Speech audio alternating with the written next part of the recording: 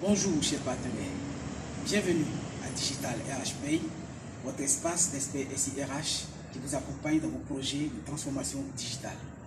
Aujourd'hui est samedi, donc on dirait samedi joli, comme diraient mes amis malgaches, que je salue de passage, Aj du côté d'Antananarivo, je salue aussi Nisek, voilà, ce sont des pays où nous sommes passés pour des projets de transformation. Alors, comme je vous le disais tantôt, la seconde phase, après la phase de la spécification des besoins, c'est la phase du paramétrage, des spécifications fonctionnelles et des spécifications techniques. Donc, la phase du paramétrage va se baser sur le document d'analyse. C'est là que le consultant va implémenter toutes les règles qui ont été consignées dans ce document pour correspondre, pour rendre conforme au cahier des charges et pour rendre conforme à toutes les spécifications que le client avait déclinées et dessinées dans le cahier des spécifications des besoins.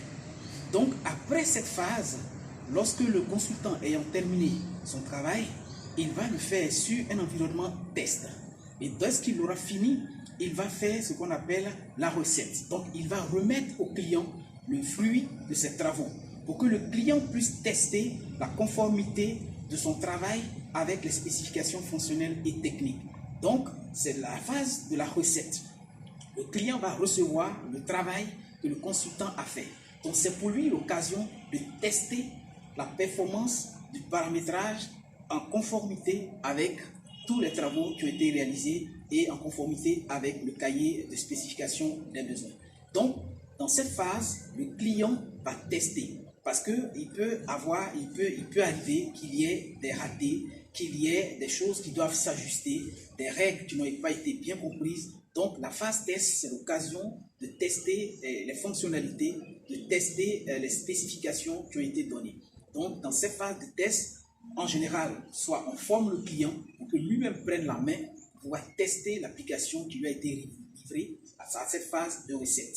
Et donc, c'est très important de suivre ces différentes étapes. C'est pour vous une occasion d'ajuster vraiment les règles qui ont été données, de conformer toutes les procédures qui ont été données. Donc, c'est la phase où on va aller au cas concret. Donc, nous sommes dans le cadre d'un projet SIRH. Donc, nous allons voir, est-ce que les règles que nous avons données, par exemple, vous avez les règles d'avancement automatique chaque 2 ans.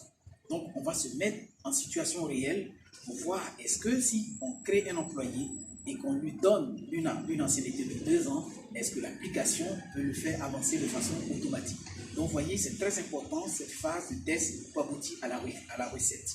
Alors, je voulais attirer votre attention, chers partenaires, et aussi chers consultants. Cette phase est très importante parce que c'est souvent l'occasion où le prestataire et le client sont à couteau tiré. Voilà.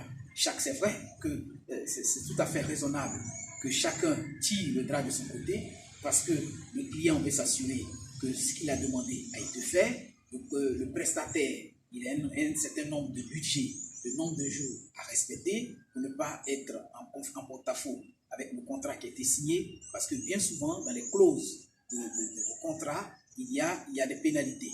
Donc la partie qui n'exécutera pas son contrat dans le temps est susceptible de subir une pénalité. Mais ce n'est pas l'occasion de se tirer là-dessus. Pour le client, si cette phase est réussie, il va passer en production. C'est l'occasion pour lui d'avoir entre les mains un outil performant qui va lui permettre d'aligner son SIRH sur la politique et la stratégie de son organisation.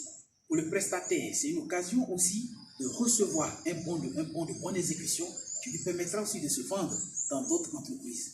Donc, c'est l'occasion de travailler en bonne intelligence car les deux parties ont à gagner à réussir ce projet.